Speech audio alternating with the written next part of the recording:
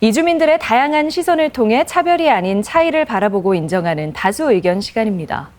최근 고창군에서 다문화 가족을 전담할 결혼 이주 여성을 채용한 일이 있었는데요. 결혼 이주 여성이 우리 사회에서 활동하는 모습은 그리 많이 낯설지는 않지만 일자리의 다양성이나 기회 측면에선 아직 미흡한 실정이라 할 수 있죠. 오늘은 이주 여성의 취업 이야기 나눠볼까 합니다. 오늘 이야기 패널로 베트남 결혼 이주민 김지연 씨와 우즈베키스탄 결혼 이주민 조수아 씨 나왔습니다. 안녕하세요. 네, 김지연 씨는 현재 직장에서 근무 중이시잖아요. 네, 어떤 일을 하는지 소개 부탁드립니다. 네, 현재 제가 외국인 상담 지원 센터에서 8년차로 근무하고 있는 베트남 상담원입니다. 네. 저희 센터에서 베트남어뿐만 아니라 중국어, 캄보디아어, 우즈베크 다양한 언어로 상담 지원하고 있습니다. 단순한 통번역, 외국인을 위해서 단순한 통번역, 정보 제공부터 복잡한 부부간 등, 가족간 등, 가정폭력, 성폭력, 임금 체불까지 상담 지원하고 있습니다. 네, 그러니까 외국인을 위한 종합적인 민원을 처리해 주시는 거죠? 네네. 네. 조수아 씨는 현재 일을 하고 계신가요? 저는 현재 지금은 요가를 주로 하고 있는데요. 이제 아이들 유치원 가는 시간에 남편 하우스 일 도와주고 가끔 또 번역, 통역하는 일도 하기는 해요. 네. 이제 파트타임으로 일을 하고 계시는 건가요? 네. 네.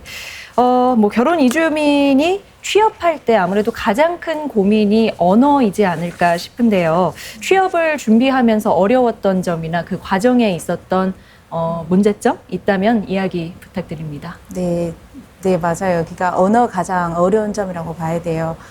제가 한국에 처음 왔을 때 거의 한국말 잘 몰랐습니다. 네. 안녕하세요, 식사하세요 그 정도는 알지 일상생활에서 원활하게 대화는 하지 못했습니다. 그래서 집에서 살림하면서 임신하고 출산하면서 이제 한국어 방문 서비스 계속 받았습니다. 이게 결혼 이주 여성들이 이제 방문 서비스 받을 수 있는 기간은 2년밖에 안 되거든요. 네. 그래서 또 자녀 서비스까지 제가 신청해가지고 집에서 아마 2, 3년 정도 제가 한국어는 계속 받았습니다.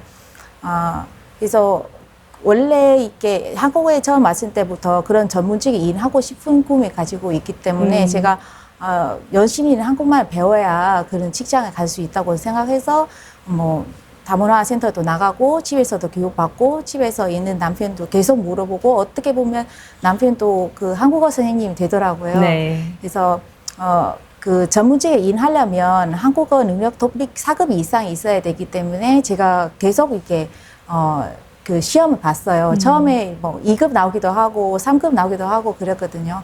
그래서 2013년 저희 지금 근무하고 있는 센터에서 채용 공고 봐가지고 이제 한번 지원서 내봤어요. 네. 여러 가지 그런 조건 중에 한국어 능력 3급 이상이 있어야 된다고 해서 너무 다행이라고 생각했죠. 그래서 일단 서류 심사 과정에는 통과했지만 같이 지원 내는 5명 중에 이제 한국어 능력을 4급 가지고 있는 분 있고 5급 가지는 분도 있어요. 그래도 다 외국인이었나요? 네네. 그게 다 결혼 이주 여성, 저와 같은 결혼 이주 여성이었어요. 네. 그래서 면접을 봐야 되니까 굉장히 긴장했죠. 제가 4급, 5급 가지고 있는 분은 당연히 한국말도 잘하고 정보도 많이 알고 있고 그래서 제가 면접 보기 전에 이제 인터넷에 들어가서 계속 이제 면접 보는 기술이 정말 열심히 준비하셨네요. 네, 주변에 있는 전문가들이 이제 찾아가서 어떻게 면접을 보면 잘할 수 있을까 그런 노하우도 배웠죠. 네. 그래서 다행히 면접을 합격해서 제가 2013년부터 지금 근무하고 있는 외국인 상담 지원 센터에서 근무하게 되었어요. 근데 합격만 하면 다 되는 줄 알았는데 쉽지 않았어요. 이제 근무하고 옛날에 저희는 입사 첫 해에 휴가가 없어서 2년 동안 휴가 없이 제가 근무했거든요. 하루도요? 네네. 그래서 어린 아이 키우다 보니까 휴가가 없으면 안 되잖아요. 아이도 아프고 감기 걸리고 폐렴까지 걸리는 경우가 있었어요. 그래서 휴가가 없다 보니까 이제 저녁에 퇴근하고 집에 가서 아이 응급실 그 입원시키고 링크 맞고 새벽에 또 퇴원시키고 또 다음날 또 그렇게 했어요. 굉장히 힘들었어요. 이제 여러 번 회사도 포기하려고 했고 방문 서비스 그 자녀 돌봄 서비스 있어요. 그 신청하려고 해도 이제 제가 그 이게 시골에 산다 보니까 교통편이 좋지 않아요. 선생님들이 이렇게 잘 모르는 경우도 있고 그래요. 이제 굉장히 힘들어요. 정말 시댁 식구들이 도움을 주지 않는 이상에는 계속 직장 다니기 네. 어렵습니다. 그러니까 안 그래도 어렵게 구한 일자리인데 육아랑 병행하는 게 정말 많이 어려우셨죠. 네. 조수아 씨도 혹시 이 부분 관련해서 하실 말씀 있으신가요? 네, 저도 아무래도 언어가 가장 어려운 점이다 생각하고 있습니다. 네. 한국어 모르기 때문에 본인이 원하는 자리 잡기가 힘들고 또 만약에 취직하게 돼도 한국 분들보다 월급이 적거나 일이 힘들거나 그런 경우가 많아요. 네. 그래서 언어가 가장 큰 일단 문제다고 생각하고 있는데요. 또 저 같은 경우는 육아 때문에 취업하기가 힘들어요. 그러니까 저도 시골에 살기 때문에 시골에 보면 시골은 넓지만 유치원이 하나뿐이다 되다 보니까 그렇게 애기 봐주는 시간도 짧아요. 그래서 취직하고 싶어도 그 시간 맞추기가 힘들어요. 그러니까 시골에 돌봄 같은 거는 없어요. 네. 그러니까 그것 때문에 가장 어려운 점이에요. 네, 얘기를 들어보니까 언어 장벽도 그렇지만 그것만이 문제는 아닌 것 같아요. 네. 이제 육아가 큰 몫을 하고 있는데 특히 경력 단절 여성은 한국의 큰 숙제이기도 한데 각자 나라에 비해서 한국의 여성 취업 문화가 어떻다고 생각하시나요? 저는 베트남이나 한국이나 거의 비슷하거든요. 저희 베트남에서 여성은 그 노동 인력 그 좀 대과수에 차지하고 있습니다. 네. 여성은 그 생계 유지하는 그런 책임감이 있기 때문에 굉장히 이게 사회생활에 적극적으로 참여하는 편인데, 인자리가 하기 때문에 이게 많은 젊은 여성들이 취업을 하고 있습니다. 베트남에서 그 서비스 산업에 좀 반반이 되는 나라인데, 그래도 불구하고 젊은 여성 친구들이 굉장히 그 취업하기 어려운 경우가 굉장히 많습니다. 뭐 한국에서는 서비스업에 보통 뭐 유학생이라든지 뭐 전문 그 학생들은 알바식으로 하는데 네. 저희 베트남에서 젊은 친구들이 그냥 자기 직업으로 뭐 취업하는 거지 알바라고 생각은 하지 않습니다. 네. 그 한국처럼 뭐 출산, 육아 때문에 일을 그만두는 경우도 많은가요? 네, 많습니다. 그러니까 전문직으로 일하고 싶으면 뭐 결혼 여부, 뭐 출산 계획에 다 따져서 이제 고용하거든요. 그런 거를 인해서 많은 여성들이 취업을 못 하는 경우 있고요. 만약에 저희 베트남도 결혼 좀 인책하는 편이거든요. 그러니까 출산하게 되면 이제 부모님들이 다 아이를 돌봐줘야만 일할 수 있어요. 네. 뭐 한국이랑 비슷한 것 같습니다. 우즈베키스탄은 어떤가요?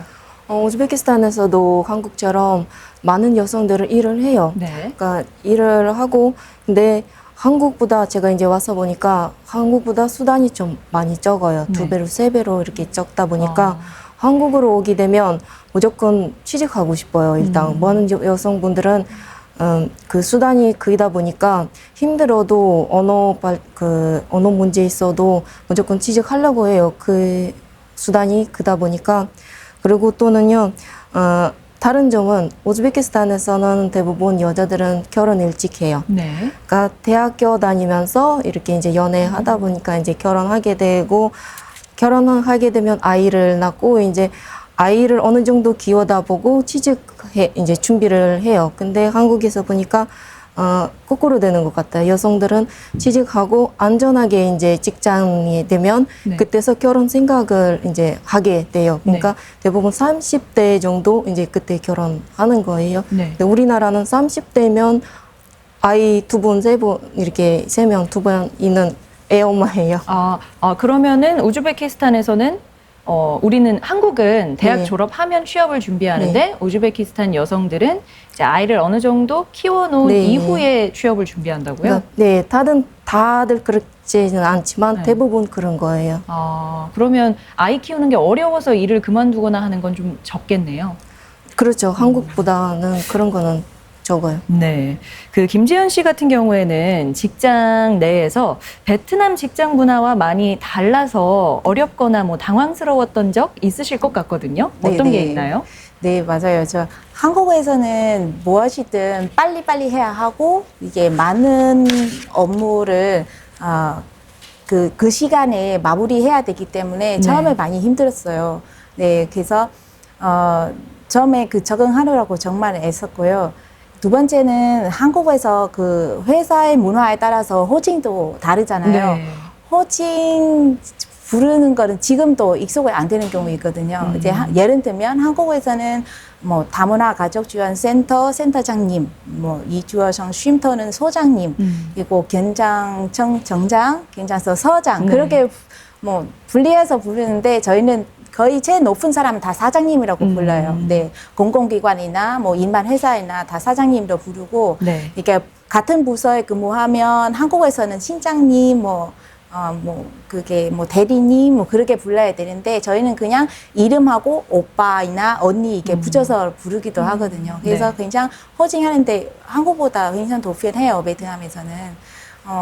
그리고 한국에서 그 낮잠 문화가 없잖아요. 네. 저희 베트남에서 낮잠 문화 있기 때문에 이제 거의 점심시간은 1시간 반 정도는 쉴 수 있어요. 그러니까 식사하고 잠깐 낮잠 자는데 한국에 낮잠이 없다 보니까 처음에 출근할 좀 피곤하고 잠은 들면 좀 왠지 눈치 보더라고요. 좀 굉장히 좀 그런 부분이 조금 아직도 좀 적응 안 돼 있어요. 네. 아, 요즘도 낮잠을 주무시고 네, 싶으신가요? 저는 이제 밥 먹고 와서 졸리거든요. 잠깐에 잤으면 좋은데, 그래도 다행히 저희 센터 같은 경우는 이제 외국 상담, 거의 저와 비슷한 외국 상담원이기 때문에 웬만하면 다 이해하고 공감을 하니까 크게는 그런 거 인해서 간등은 없어요. 문화를 이해해 주네요. 네, 네. 네.